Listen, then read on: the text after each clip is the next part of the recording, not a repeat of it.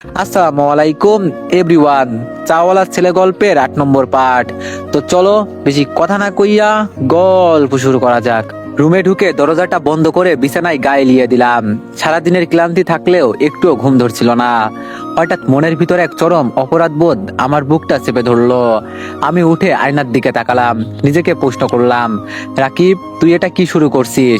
যে আঙ্কেল তোকে নিজের ছেলের মতো আশ্রয় দিলেন, পরম মমতায় পরর খরচ চালাচ্ছেন, তুই তার বিশ্বাসের অমর্যাদা করছিস। তার মেয়ের সাথে প্রেমের সম্পর্কে জড়িয়ে তুই তো ওনার পিঠে ছুরি মারছিস। আমার লক্ষ্য ছিল প্রতিষ্ঠিত হয়ে বাবার স্বপ্ন পূরণ করা, কিন্তু আরিশার প্রতি এই গভীর আসক্তি আমাকে আমার মূল পথ থেকে দূরে করে দিচ্ছে। আমি বুঝতে পারলাম এখানে থাকলে আরিশার মায়া আমি কোনোভাবেই কাটাতে পারবো না, আর এটা চলতে থাকলে একদিন সব জানাজানি হবে। তখন আঙ্কেল আন্টির চোখের সেই ঘৃণা আমি সহ্য করতে পারবো না। তাই সিদ্ধান্ত নিলাম এই বাসা ছেড়ে আমি চলে যাব। আমাকে যেতেই হবে। তাই আমি একটা সাদা কাগজ বের করলাম, কলমটা হাতে নিতেই হাতটা কেঁপে উঠলো। আরিশার জন্য একটা শেষ চিঠি লিখলাম। হয়তো এই চিঠিটা যখন তুমি পড়বে তখন আমি এই বাসায় থাকবো না, তোমার থেকে অনেকটা দূরে থাকবো। কিন্তু আমাকে ক্ষমা করে দিও আরিশা। এই কয়েকদিনে তুমি আমার ধূসর জীবনে যে রঙের ছোঁয়া দিয়েছো তা আমি সারা জীবন মনে রাখবো। তোমাকে আমিও অনেক ভালোবাসি, আর সেই ভালোবাসার টানেই আমি আজ নিজেকে সরিয়ে নিচ্ছি। আঙ্কেল আন্টি আমার উপর যে বিশ্বাস রেখেছেন আমি কোনোভাবেই তার অবমাননা করতে পারছি না। তোমার পাশে থাকলে আমি নিজেকে সামলাতে পারছি না, যা আমাকে আমার পড়াশোনা আর লক্ষ্য থেকে দূরে সরিয়ে দিচ্ছে। আমাদের এই সম্পর্কের কথা জানলে আঙ্কেল যে কতটা কষ্ট পাবেন তা আমি সইতে পারবো না। নিজের খেয়াল রেখো, পড়াশোনায় মন দিও। ইতি তোমার রাকিব। চিঠিটা ভাঁজ করে কফির মগটার নিচে চাপা দিয়ে রাখলাম। এরপর বুক ভরা কষ্ট নিয়ে রাত 1:30টার দিকে আঙ্কেলের রুমের দরজায় টোকা দিলাম। আঙ্কেল একটু অবাক হয়ে দরজা খুলে দিলেন আর চিন্তিত মুখে বললেন, কি ব্যাপার রাকিব, এত রাতে? শরীর ঠিক আছে তো? আমি বললাম, জি আঙ্কেল, আমি ঠিক আছি। আসলে আপনার সাথে একটা জরুরি কথা ছিল। আঙ্কেল বলল, ভিতরে এসো। আমি বললাম, না, এখানেই ঠিক আছি। আঙ্কেল বলল, আচ্ছা ঠিক আছে, বলো কি বলবে। আমি বললাম, আঙ্কেল আমি আসলে সিদ্ধান্ত নিয়েছি আমি কাল থেকে ভার্সিটির হলে গিয়ে উঠবো। আঙ্কেল চমকে উঠে বলল, সে কি কথা? কেন? এখানে তোমার কি অসুবিধা হচ্ছে? আরিশা বা ওর মা কি কিছু বলেছে? আমি বললাম, না না আঙ্কেল, ওনারা তো অনেক ভালো মানুষ। আসলে সমস্যাটা আমার হলে থাকলে আমার বন্ধুদের সাথে গ্রুপ স্টাডি করতে সুবিধা হবে, আর ভার্সিটির লাইব্রেরিটাও হাতের কাছে পাবো। আমার সেমিস্টারের চাপ বাড়ছে, তাই এই সিদ্ধান্ত। আঙ্কেল বলল, কিন্তু এখানে তো আমরা তোমার কোনো অভাব রাখিনি। আমি বললাম, আঙ্কেল আপনি যা করেছেন তা আমি কখনো শোধ করতে পারবো না, কিন্তু নিজের পায়ে দাঁড়াতে হলে আমাকে একটু কঠোর হতে হবে। প্লিজ আঙ্কেল, আমাকে যেতে দিন। আঙ্কেল অনেকক্ষণ আমার চোখের দিকে তাকিয়ে রইলেন। হয়তো তিনি আমার ভিতরের অস্থিরতা কিছুটা হলেও আঁচ করতে পেরেছিলেন। তিনি দীর্ঘশ্বাস ফেলে ফোন বের করলেন। তখনই ভার্সিটির হল সুপারভাইজারকে কল করে আমার জন্য একটা সিটের ব্যবস্থা করে দিলেন। তারপর আমি বললাম, ধন্যবাদ আঙ্কেল। আঙ্কেল বলল, ঠিক আছে, এখন তুমি শান্তিতে ঘুমাতে যাও। আমি চলে আসতে লাগলাম। একটু পর পিছন ঘুরে আবার বললাম, আঙ্কেল আরেকটা অনুরোধ। আঙ্কেল বলল, বলো কি বলবে। আমি বললাম, আরিশা যেন এটা কাল সকালে না জানে।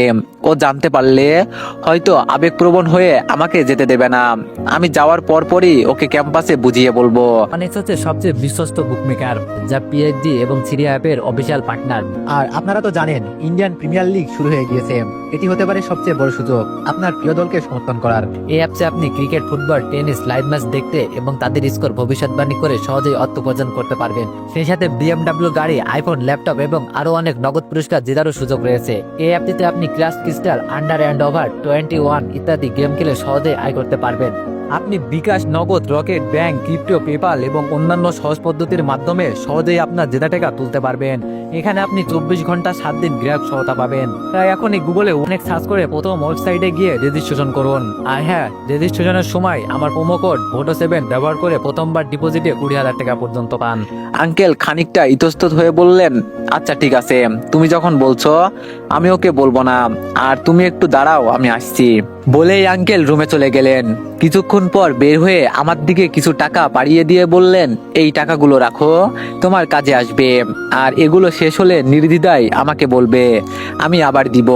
আমি বললাম, আঙ্কেল আমার টাকা লাগবে না। আঙ্কেল চোখ বড় করে আমার দিকে তাকিয়ে বললেন, তোমায় নিতে বলছি না। আমি আর কিছু না বলে টাকাগুলো নিলাম। তারপর বললাম, তাহলে ঘুমাতে যাই আঙ্কেল। আঙ্কেল বলল, ঠিক আছে যাও। বলেই আমি আবার রুমে ফিরে আসলাম। এসেও আমার আর ঘুম এলো না। সারা রাত শুধু এপাশ ওপাশ করলাম। খুব ভোরে, যখন আকাশের অন্ধকার এখনো পুরোপুরি কাটেনি, আমি আমার ব্যাগটা গুছিয়ে নিলাম। আরিশার রুমের দরজার দিকে একবার তাকালাম। বুকের ভেতরটা হাহাকার করে উঠলো, কিন্তু আমি নিজেকে শক্ত রাখলাম। নিঃশব্দে বাসা থেকে বেরিয়ে আসলাম। রাস্তায় তখনও ভোরের আলো ফোটেনি। কুয়াশায় নির্জন রাস্তায় কোনো রিক্সাও নেই। আমি ভারী ব্যাগটা কাঁধে নিয়েই হাঁটতে শুরু করলাম। প্রতিটি পদক্ষেপ যেন আমাকে আমার প্রিয় মানুষটার থেকে দূরে সরিয়ে দিচ্ছিল। প্রায় ঘন্টাখানেক হাঁটার পর আমি ভার্সিটির হলের সামনে পৌঁছালাম। গেট এখনো খোলেনি। আমি হলের বারান্দায় একা দাঁড়িয়ে রইলাম। হিমেল বাতাসে আমার শরীর কাঁপছিল, কিন্তু মনের ভেতরটা জ্বলছিল। কিছুক্ষণ পর হল সুপারভাইজার আসলেন। আঙ্কেলের রেফারেন্স থাকায় খুব সহজেই আমি একটা রুমের চাবি পেয়ে গেলাম। ছোট্ট একটা রুম, জানালার ধারে পুরনো একটা টেবিল। আমি ব্যাগটা নামিয়ে রাখলাম, ফ্রেশ হয়ে টেবিলে বই নিয়ে বসলাম। এইদিকে সকাল 8টার নাগাদ আরিশা ঘুম থেকে উঠলো। ফ্রেশ হয়ে অভ্যাস মতো হাসি মুখে আমার রুমের দরজায় টোকা দিল আর বলল, এই যে মিস্টার জিনিয়াস, অনেক ঘুম হলো, এবার উঠুন, আমার সাথে নাস্তা করতে হবে। কিন্তু ভিতর থেকে কোনো সারা শব্দ পেল না। না পেয়ে আরিশা দরজা ঠেললো। দরজাটা খোলাই ছিল। ভিতরে ঢুকে ও দেখলো রুমটা একদম খালি, বিছানাটা গোছানো, আলনা খালি। ওর বুকটা ধক করে উঠলো। টেবিলের উপর রাখা সেই কফির মগটার নিচে চিঠিটা দেখে ওর হাত কাঁপতে শুরু করলো। চিঠিটা নিয়েই আরিশা পড়া শুরু করে দিল। তারপর চিঠিটা পড়তে পড়তে আরিশার পৃথিবীটা যেন দুলে উঠলো। প্রতিটা শব্দ তার হৃদয়ে তীরের মতো বিচ্ছিল। চিঠিটা পড়া শেষ হতেই সে আর নিজেকে ধরে রাখতে পারলো না। চিঠিটা শক্ত করে মুঠোয় ধরে আরিশা পাগলের মতো ঘরে থেকে বেরিয়ে এলো। ড্রয়িং রুমের মাঝখানে দাঁড়িয়ে এসে আর্তনাদ করে বলে উঠলো, রাকিব, বলে এসে কান্না করতে লাগলো। তার বুক ফাটা চিৎকারে রান্নাঘর থেকে মা এবং শোবার ঘর থেকে বাবা হন্তদন্ত হয়ে ছুটে এলেন আর বললেন, কি হয়েছে আরিশা, তুই এইভাবে চিৎকার করছিস কেন? মা, কি হয়েছে বলবি তো? আরিশা অজরে কাঁদতে কাঁদতে বলল, মা, রাকিব চলে গেছে। ও আমাদের কাউকে কিছু না বলে এই বাসা ছেড়ে চিরকালের জন্য চলে গেছে। আরিশার মা স্তম্ভিত হয়ে গেলেন। তিনি অবিশ্বাসের দৃষ্টিতে আমার খালি ঘরের দিকে তাকালেন। তারপর বললেন, সে কি, ছেলেটা এভাবে কেন হুট করে চলে গেল? কাল রাতেও তো কত সুন্দর করে কথা বললো। কই, আমি তো কিছুই জানি না। আরিশা হঠাৎ খেয়াল করলো তার বাবা পাশে দাঁড়িয়ে থাকলেও একদম চুপচাপ। তিনি কোনো অবাক হওয়ার ভান করছেন না, বরং মাথা নিচু করে আছেন। আরিশার বুঝতে আর বাকি রইল না, এর পেছনে তার বাবার কোনো ভূমিকা আছে। আরিশা তার বাবার সামনে গিয়ে দাঁড়িয়ে বলল, বাবা, তুমি কেন চুপ করে আছো? তুমি কি জানতে রাকিব চলে যাচ্ছে? বলো বাবা, তুমি কি ওকে কিছু বলেছো? আঙ্কেল দীর্ঘশ্বাস ফেললেন। তিনি জানতেন এই সত্যটা লুকানো যাবে না। শান্ত স্বরে বললেন, হ্যাঁ মা, আমি জানতাম, কিন্তু আমি কিছুই বলিনি। ও কাল রাত 1:30টার দিকে আমার কাছে এসেছিল। ওর নিজেই যেতে চেয়েছে। আরিশা রাগ করে চেঁচিয়ে বলে উঠলো, ও যেতে চেয়েছে আর তুমি ওকে যেতে দিলে? তুমি একবারও ভাবলে না ও কোথায় যাবে, কিভাবে থাকবে?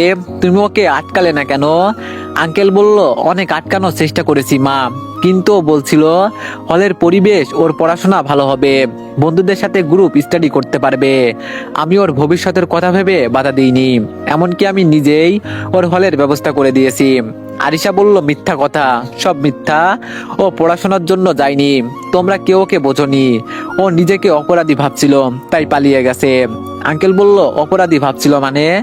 আরিশা কিছু না বলে চোখ দিয়ে টপ টপ করে পানি ফেলতে ফেলতে রাগে আর অভিমানে এক মুহূর্ত সেখানে না দাঁড়িয়ে চলে যেতে লাগলো। আরিশার যাওয়া দেখে পিছন থেকে আরিশার মা বলে উঠলো, আরিশা, কোথায় যাচ্ছিস তুই? শোন মা। কিন্তু আরিশা কোনো কথাই শুনলো না, সোজা গাড়ি নিয়ে বেরিয়ে গেল। গাড়ি চালাতে চালাতে ওর চোখের জল আর বাদ মানছিল না। আরিশা গাড়ি চালিয়ে ভার্সিটির হলের সামনে পৌঁছালো। ওর চোখে মুখে এক অদ্ভুত জেদ ফুটে উঠেছে।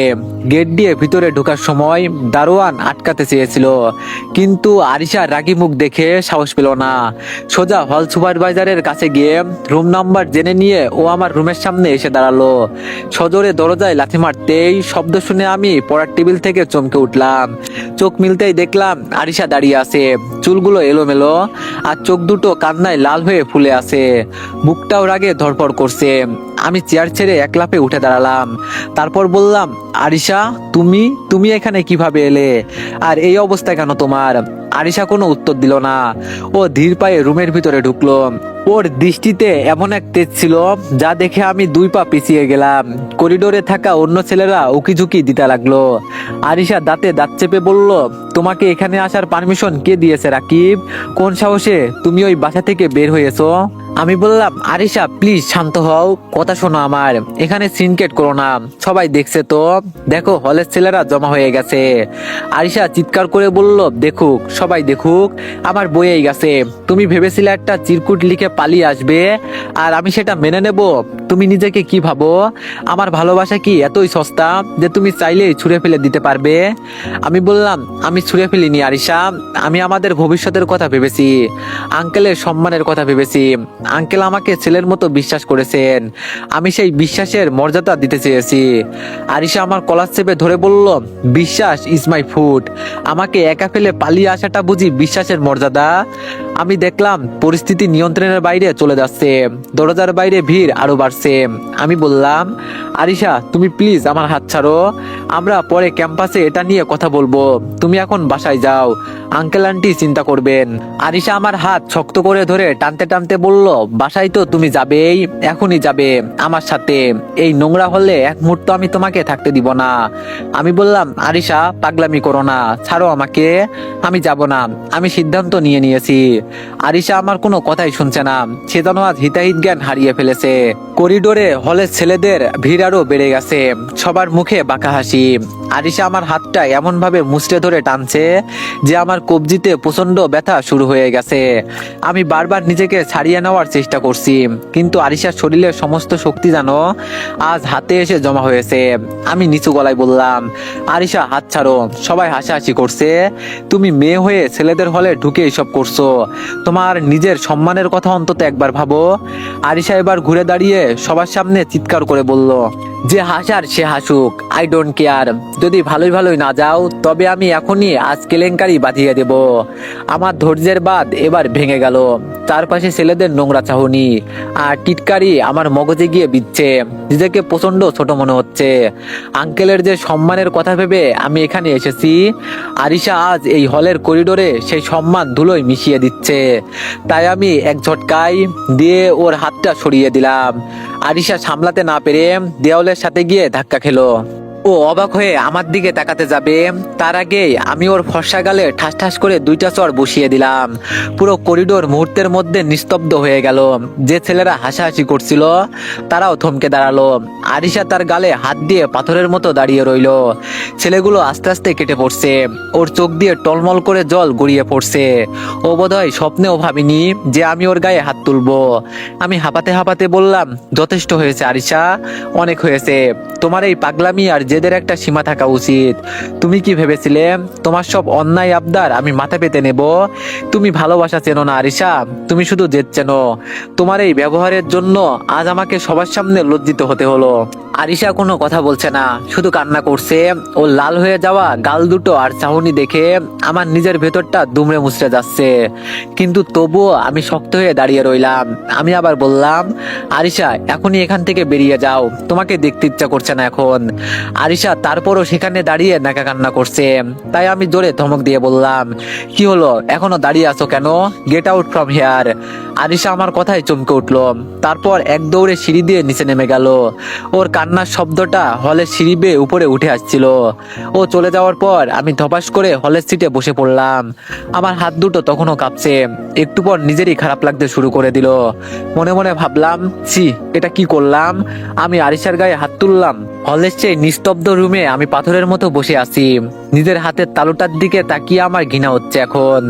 এই হাত দিয়ে আমি আরিশাকে আঘাত করলাম, যে মেয়েটি কাল পর্যন্ত আমার বুকে মাথা রেখে নিশ্চিন্তে ঘুমানোর স্বপ্ন দেখছিল, যার হাসিতে আমার পৃথিবী রঙিন হতো, তার গালে আমি চড় বসালাম।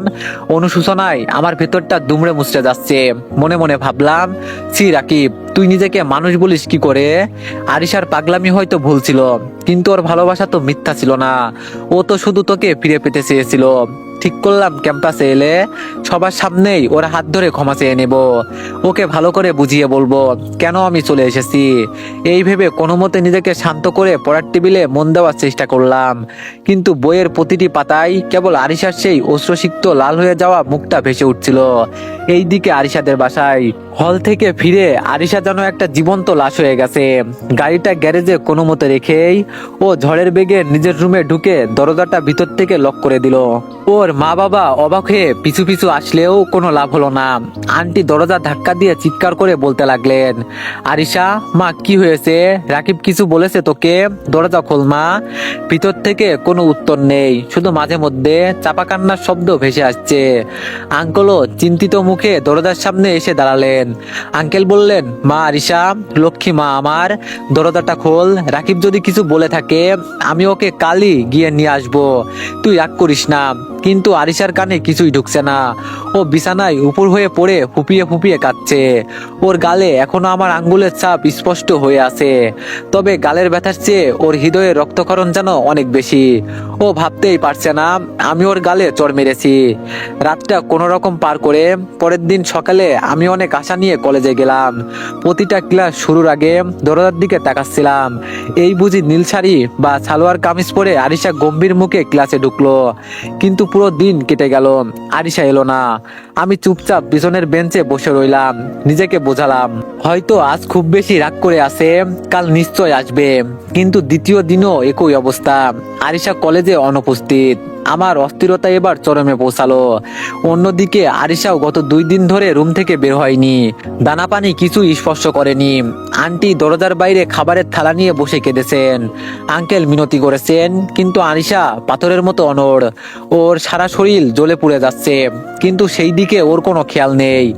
মাঝরাতে ও টলতে টলতে টেবিলের কাছে গেল, ডয়ার থেকে আমার সেই চিঠিটা বের করলো।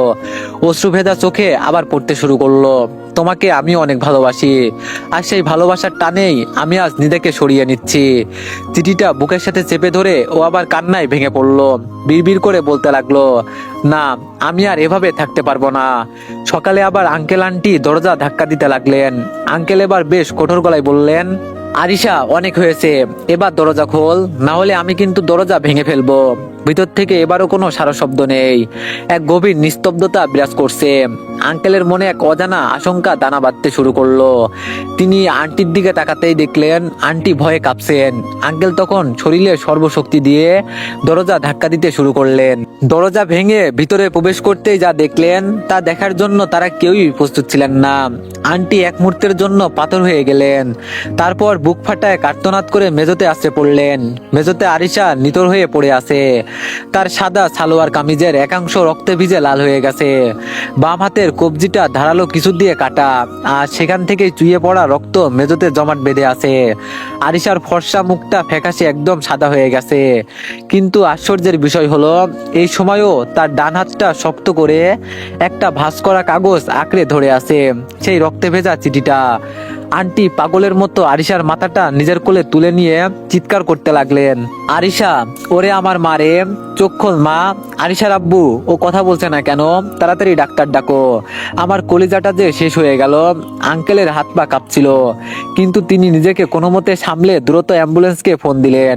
তারপর আরিশাকে কোলে করে তুলে নিচে নিয়ে যাওয়ার সময় তার নজর পড়ল আরিশার হাতে ধরা সেই রক্তাক্ত কাগজটার দিকে।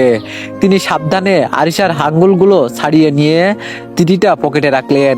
হাসপাতালে নিয়ে যাওয়ার পুরোটা সময় আরিশার মা প্রলাপ বকছিলেন আর কাঁদছিলেন। অ্যাম্বুলেন্সের সাইরেন্সের শব্দ যেন আকাশের বুক চিরে দিচ্ছিল।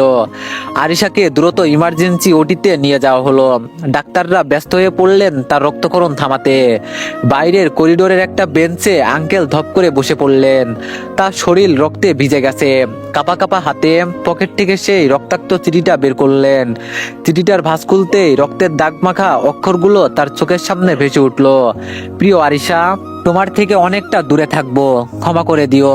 আঙ্কেল আন্টি আমার উপর যে বিশ্বাস রেখেছেন আমি কোনোভাবেই তার অবমাননা করতে পারছি না। ভালোবাসি আরিশা, নিজেকে সরিয়ে নিচ্ছি। চিঠিটা পড়া শেষ হতে আঙ্কেলের চোখ দিয়ে জল গড়িয়ে পড়ল। তিনি বুঝতে পারলেন আমি কেন এই বাড়ি ছেড়েছি। সে তার বিশ্বাসের মর্যাদা দিতে গিয়েই নিজের ভালোবাসাকে কুরবানি দিয়েছে। আর তার মেয়ে সেই ভালোবাসার বিচ্ছেদ সইতে না পেরে নিজেকে শেষ করে দিতে চেয়েছে। এমন সময় ওটির দরজা খুলে ডাক্তার বেরিয়ে এলেন, তার চোখে মুখে চিন্তার ছাপ। আঙ্কেল দৌড়ে গিয়ে ডাক্তারের হাত ধরলেন। ডাক্তার সাহেব, আমার মেয়ে কি বাঁচবে? ডাক্তার দীর্ঘশ্বাস ফেলে বললেন, দেখেন, পেশেন্ট প্রচুর রক্ত হারিয়েছে, অবস্থা বেশ ক্রিটিক্যাল, তবে আমরা আমাদের সাধ্যমতো চেষ্টা করছি। আরো কয়েক ঘন্টা না গেলে কিছু বলা যাচ্ছে না, তবে মনে হচ্ছে ওনার বেঁচে থাকার ইচ্ছাশক্তি যেন একদমই ছিল না, তাই এমন ভাবে চেষ্টা করেছেন। আঙ্কেল করিডোরে দাঁড়িয়ে এক পা পিছিয়ে হেলান দিলেন। ডাক্তার অবস্থাটা টের পেয়ে বললেন, ডাক্তার বলল, প্লিজ নিজেকে সামলান, আমরাও আমাদের মতো চেষ্টা করছি। আঙ্কেল বলল, ডাক্তার প্লিজ আমার মেয়েকে বাঁচান, যত টাকা লাগে আমি দিব। ডাক্তার বলল, দেখুন, এখানে টাকা বড় কিছু নয়, কতটা খুব গভীর আর রক্তক্ষরণও বেশি হয়েছে, তাই একটু সমস্যা, তবুও আমরা চেষ্টা করছি, বাকিটা আল্লাহর ইচ্ছে। বলে ডাক্তার আবার ইমার্জেন্সি রুমে চলে গেলেন।